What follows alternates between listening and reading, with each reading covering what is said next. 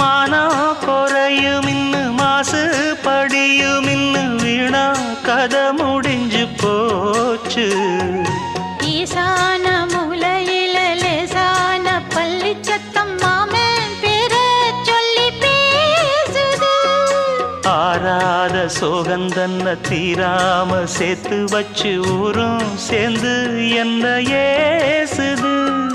மாமா மாமா உன்னத்தானே எண்ணி நானும் நாளும் தவித்தேனே. கூண்டுக்குள்ள என்ன வச்சு கூடி நின்ன ஊற விட்டு கூண்டுக்குள்ள போனதென்ன கோலக்கிளியே.